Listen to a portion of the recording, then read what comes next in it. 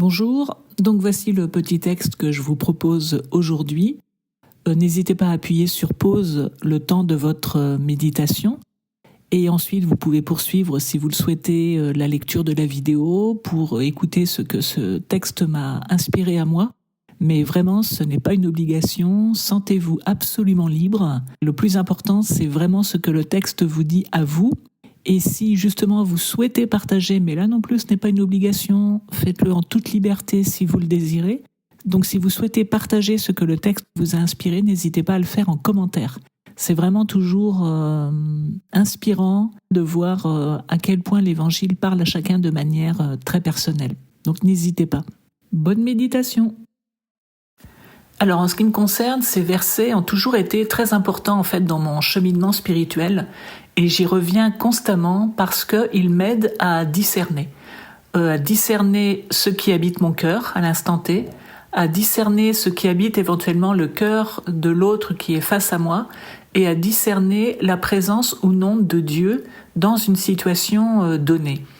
Parce que quand on est un peu confus, c'est-à-dire qu'on ne sait pas exactement ce qui habite notre cœur ou le cœur de l'autre, il suffit d'écouter ce que la bouche dit, ce qu'on dit, ce que l'autre dit, et de revenir à ce verset qui, pour moi, la première fois que j'ai lu, ça a été vraiment une révélation et une clé, mais absolument fondamentale pour comprendre plein de choses, plein de situations.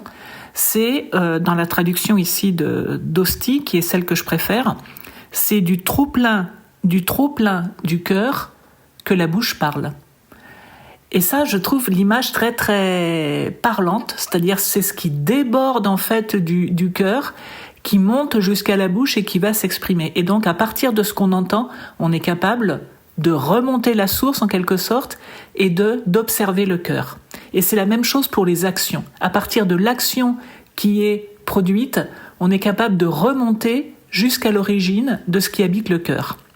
À savoir que un cœur empli d'amour posera des gestes d'amour et aura des paroles compatissantes. Un cœur empli de colère posera des actes de colère, de jugement, et aura des paroles de jugement, des paroles méchantes. Un cœur frustré, blessé, se verra également à travers ce qu'il produit. Et je trouve que c'est vraiment une clé de discernement très très importante, à commencer par nous. Voyons, qu'est-ce que je suis en train de dire, qu'est-ce que je suis en train de faire, et hop, je remonte jusqu'à mon cœur et je vois que dans mon cœur, il reste de la colère, il y a de la frustration, il y a des peurs, il y a je sais pas quoi. Et donc des choses qui sont progressivement, d'une manière ou d'une autre, à essayer de purifier. Parce que l'idée, c'est vraiment d'arriver à un cœur bon qui produise de bons fruits. Et ça ne se fait aussi qu'avec, je pense en tout cas, c'est mon expérience, avec la collaboration de Dieu, avec la présence de Dieu. Et quand on a aussi un doute sur la présence de Dieu dans une situation, on ne sait pas trop si ça vient de lui, si ça vient pas de lui, le fait d'observer les fruits produits est un enseignement excellent. C'est-à-dire que si les fruits sont bons pour tout le monde, on peut être sûr que Dieu est à l'origine et qu'il est présent.